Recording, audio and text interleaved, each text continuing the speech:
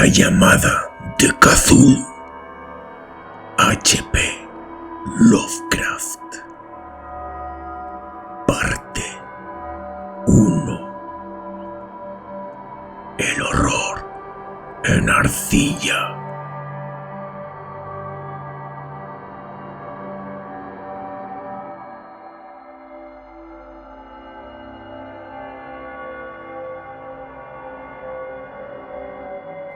Es imposible que tales potencias o seres hayan sobrevivido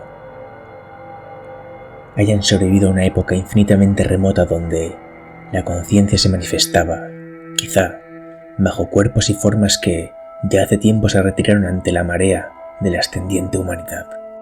Formas de las que solo la poesía y la leyenda han conservado un fugaz recuerdo con el nombre de dioses, monstruos, seres míticos de toda clase y especie. Algernon Blackwood.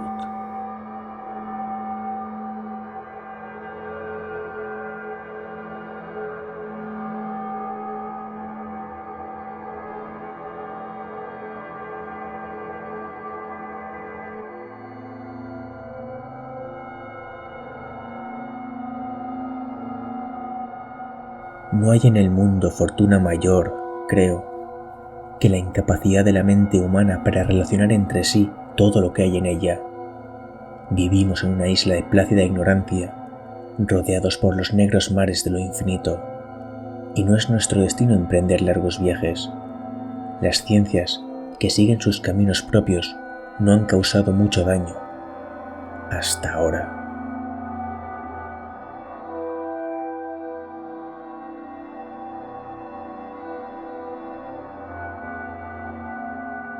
Pero algún día, la unión de esos disociados conocimientos nos abrirá a la realidad y a la endeble posición que en ella ocupamos.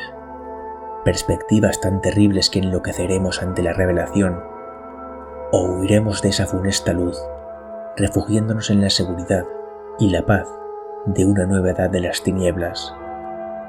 Algunos teósofos han sospechado la majestuosa grandeza del ciclo cósmico, de que nuestro mundo y nuestra raza no son más que fugaces incidentes.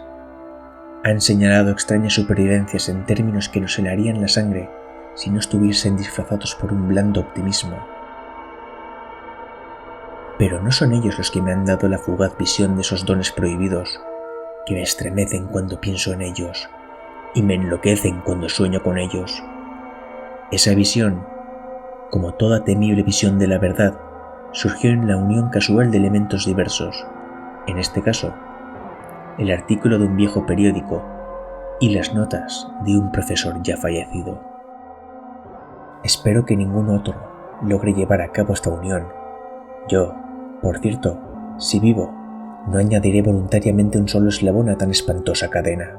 Creo, por otra parte, que el profesor había decidido, también, no revelar lo que sabía, y que si no hubiese muerto repentinamente, hubiera destruido sus notas.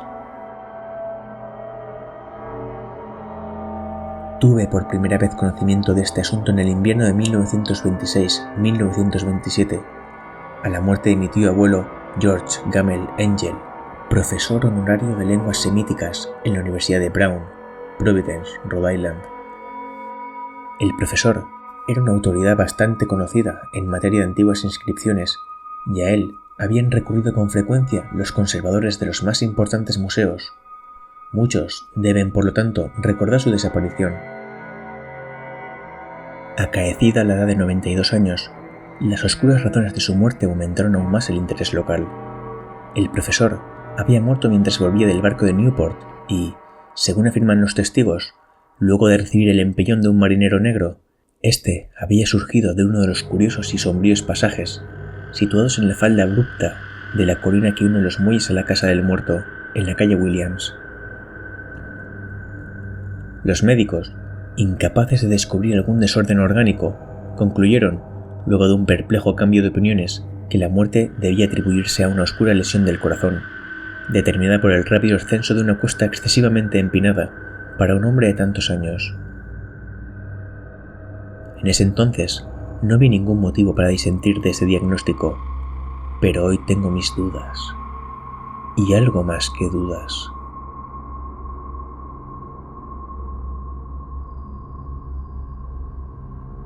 Como heredero y ejecutor de mi tío abuelo, viudo y sin hijos, era de esperar que yo examinara sus papeles con cierta atención. Trasladé con ese propósito todos sus archivos y cajas a mi casa de Boston. El material, ordenado por mí, será publicado en su mayor parte por la Sociedad Norteamericana de Arqueología, pero había una caja que me pareció sumamente enigmática, y sentí siempre repugnancia en mostrársela a otros. Estaba cerrada, y no encontré la llave hasta que se me ocurrió examinar el llavero que el profesor llevaba siempre consigo. Logré abrirla entonces, pero me encontré con otro obstáculo, mayor y aún más impenetrable. ¿Qué significado podía tener ese curioso bajorrelieve de arcilla? Y esas notas, fragmentos y recortes de viejos periódicos. ¿Se había convertido mi tío, en sus últimos años, en un devoto de superficiales imposturas? Resolví buscar al excéntrico escultor que había alterado la paz mental del anciano. El bajorrelieve era un rectángulo tosco de 2 centímetros de espesor y de unos 30 o 40 centímetros cuadrados de superficie, indudablemente de origen moderno.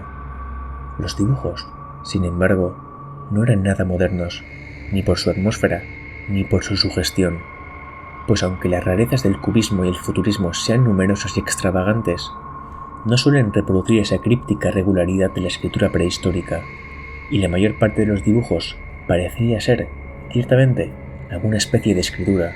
A pesar de mi familiaridad con los papeles y colecciones de mi tío, no logré identificarla, ni sospechar siquiera alguna remota relación. Sobre esos supuestos jeroglíficos había una figura de carácter evidentemente representativo. Aunque la ejecución impresionista impedía comprender su naturaleza, parecía una especie de monstruo o el símbolo de un monstruo, o una forma que solo una fantasía enfermiza hubiese podido concebir. Si digo que mi imaginación, algo extravagante, se representó a la vez un pulpo, un dragón y la caricatura de un ser humano, no traicionaré el espíritu del dibujo. Sobre un cuerpo escamoso y grotesco, provisto de alas rudimentarias, se alzaba una cabeza pulposa y coronada de tentáculos. Pero era el contorno general lo que la hacía más particularmente horrible. Detrás de la figura se esbozaba una arquitectura ciclópea.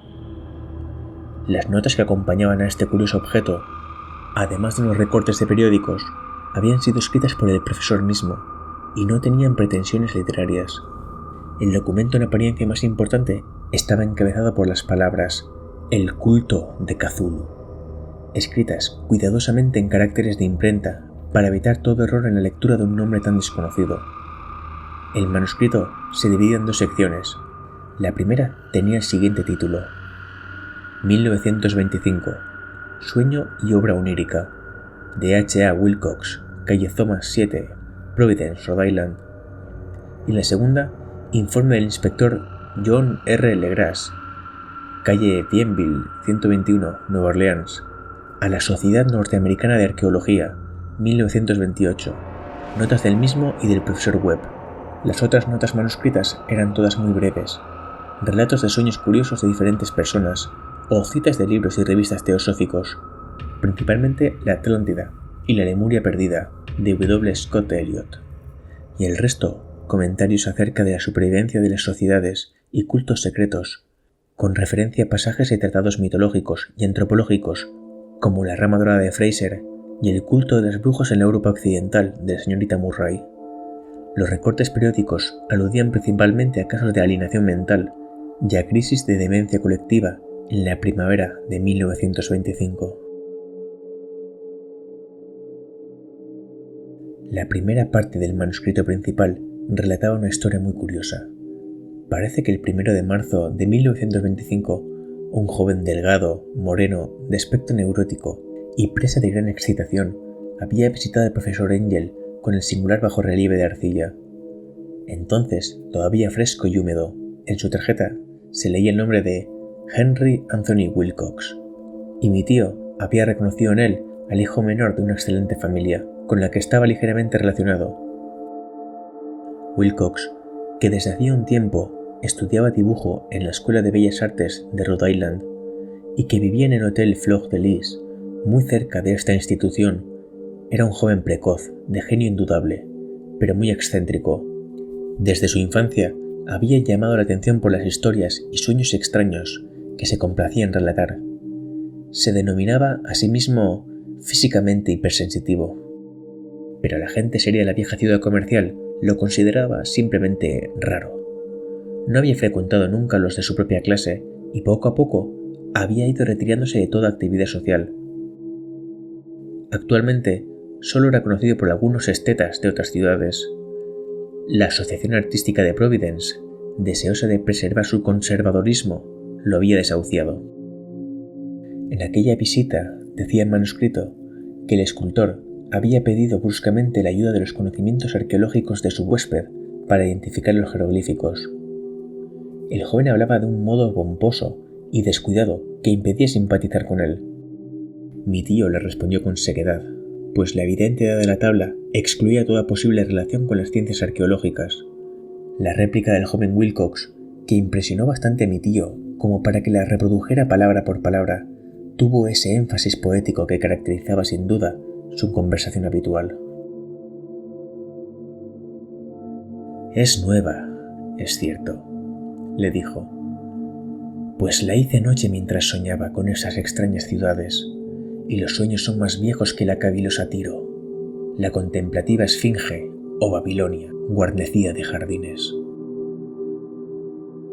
Y comenzó a narrar una historia desordenada que, de pronto, despertó en mi tío un recuerdo. El anciano se mostró febrilmente interesado. La noche anterior había habido un leve temblor de tierra, el más violento de los que habían sacudido Nueva Inglaterra en los últimos años, que había afectado terriblemente la imaginación de Wilcox.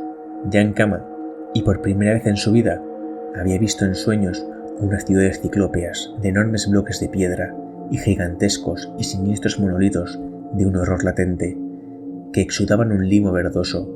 Muros y pilares estaban cubiertos de jeroglíficos, y de las profundidades de la tierra, de algún punto indeterminado, venía una voz, que no era una voz, sino más bien una sensación confusa que solo la fantasía podía traducir en esta unión de letras casi imposible.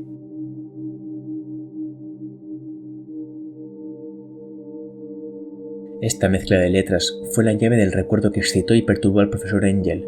Interrogó al escultor con minuciosidad científica y estudió con intensidad casi frenética el bajorrelieve que el joven había estado esculpiendo en sueños. Vestido solo con su ropa de dormir y temblando de frío, mi tío culpó su avanzada edad. Dijo Wilcox más tarde el no reconocer con rapidez los jeroglíficos y el dibujo. Muchas de sus preguntas le parecieron un poco fuera de lugar a su visitante, especialmente aquellas que trataban de relacionar a este último con sociedades y cultos extraños. Y Wilcox no pudo entender por qué mi tío le prometió repetidamente guardar silencio si admitía ser miembro de una de las tan innumerables sectas paganas o místicas. Cuando el profesor quedó al fin convencido de que Wilcox ignoraba de verdad toda doctrina o cultos secretos, le suplicó que no dejara de informarle acerca de sus sueños. Este pedido dio sus frutos, pues a partir de esa primera entrevista, el manuscrito menciona las visitas diarias del joven y la descripción de sorprendentes visiones nocturnas, cuyo tema principal era siempre unas construcciones ciclópeas de piedra, húmedas y oscuras, y una voz o inteligencia subterránea que gritaba una y otra vez, en enigmáticos y sensibles impactos, algo indescriptible. Los dos sonidos que se repetían con más frecuencia eran los representados por las palabras Cthulhu y R'lyeh. El 23 de marzo, continuaba el manuscrito, Wilcox faltó a la cita. Una investigación realizada en el hotel reveló que había sido atacado por una fiebre de origen desconocido y que lo habían llevado a casa de sus padres en la calle Waterman. Se había puesto a gritar en medio de la noche, despertando a varios artistas que vivían en el mismo hotel, y desde entonces había pasado alternativamente de la inconsciencia al delirio. Mi tío telefoneó enseguida a la familia, y desde ese momento siguió de cerca el caso, yendo a menudo a la oficina del Dr. Toby en Thayer Street, médico de cabecera del joven. La mente febril de Wilcox alimentaba, aparentemente, extrañas imágenes. El doctor se estremeció al recordarlas. No solo incluían una repetición de los sueños anteriores, sino también una criatura gigantesca de varios kilómetros de altura, que caminaba o se movía pesadamente. Wilcox Nunca lo describía en todos sus detalles, pero las pocas e incoherentes palabras que recordaba el Dr. Toby convencieron al profesor de que aquel era el monstruo que el joven había intentado representar. Cuando Wilcox se refería a su obra, añadió el doctor, caía enseguida, invariablemente, en una especie de letargo. Cosa rara, su temperatura no estaba nunca por encima de lo normal. Sin embargo, su estado se parecía más al de una fiebre violenta que al de un desorden del cerebro. El 2 de abril, a las 3 de la tarde, la enfermedad cesó de pronto. Wilcox se sentó en la cama, asombrado de encontrarse en la casa de sus padres, e ignorando totalmente lo que había ocurrido en sus sueños o en la realidad desde el 22 de marzo. Como el médico declaró que estaba curado, a los 3 días volvió a su hotel, pero ya no le fue de ninguna utilidad al profesor Angel. Junto con su enfermedad, se habían desvanecido todos aquellos sueños, y luego de oír durante una semana los relatos inútiles e irrelevantes de unas muy comunes visiones, mi tío dejó de notar los pensamientos nocturnos del artista. Aquí terminaba la primera parte del manuscrito, pero las abundantes notas invitaban de veras a la reflexión. Solo el escepticismo inveterado que informaba entonces mi filosofía puede explicar mi persistente desconfianza. Las notas describían lo que habían soñado diversas personas en el mismo periodo en que el joven Wilcox había tenido sus extrañas revelaciones. Mi tío, parecía, había organizado rápidamente una vasta encuesta entre casi todos aquellos a quienes podía interrogar sin parecer impertinente, pidiendo que le contaran sus sueños y le comunicaran las fechas de todas sus visiones notables. Las reacciones habían sido variadas, pero el profesor recibió más respuestas que las que hubiese obtenido cualquier otro hombre sin la ayuda de un secretario. Aunque no conservó la correspondencia original, las notas formaban un completo y muy significativo resumen. La aristocracia y los hombres de negocios, la tradicional sal de la tierra de Nueva Inglaterra, dieron un resultado casi completamente negativo, aunque hubo algunos pocos casos de informes de impresiones nocturnas, siempre entre el 13 de marzo y el 2 de abril, período de delirio de joven escultor. Los hombres de ciencia no fueron tampoco muy afectados, aunque por lo menos 4 vagas descripciones sugerían la visión fugaz de extraños paisajes, y uno de ellos hablaba del temor a algo anormal. Las respuestas más pertinentes procedían de artistas y poetas, que si hubieran podido comparar sus notas, hubieran sido presas del pánico. Ante la falta de las cartas originales, llegué a sospechar que el compilador había estado haciendo preguntas insidiosas o había deformado el texto de la correspondencia para corroborar lo que había resuelto ver. Por eso persistí en la creencia de que Wilcox, conociendo de algún modo los viejos documentos reunidos por mi tío, había estado engañándolo. Estas respuestas de los artistas narraban una perturbadora historia. Entre el 28 de febrero y el 2 de abril, gran parte de ellos había tenido sueños muy curiosos, alcanzando su máxima intensidad en el tiempo de delirio del escultor. Una cuarta parte hablaba de escenas y sonidos semejantes a los descritos por Wilcox, y algunos confesaban su terror ante una criatura gigantesca y sin nombre. Un caso que las notas describían con énfasis era particularmente triste. El sujeto, un arquitecto muy conocido, algo inclinado al ocultismo y la teosofía, se había vuelto completamente loco la noche que llevaron al joven Wilcox a la casa de sus padres, y murió meses después, gritando que lo salvaran de algún escapado habitante del infierno. Si mi tío hubiese conservado los nombres de estos casos, en vez de reducirlo a simples números, yo hubiera podido hacer alguna investigación personal, pero, como estaban las cosas, solo pude encontrar a unos pocos. Todos, sin embargo, confirmaron las notas. Me pregunté, a menudo, si aquellos a quienes había interrogado el profesor Angel se habían sentido tan intrigados como este grupo. Nunca les di explicaciones, y es mejor así. Los recortes de prensa, como ya he dicho, trataban de casos de pánico, manía y excentricidad. Siempre en el mismo periodo, el profesor Angel debió de haber empleado una agenda de recortes, pues el número de estos extractos era prodigioso, y además procedían de todos los rincones del mundo. Uno describía un suicidio nocturno en Londres. Un hombre había saltado por una ventana luego de lanzar un grito horrible.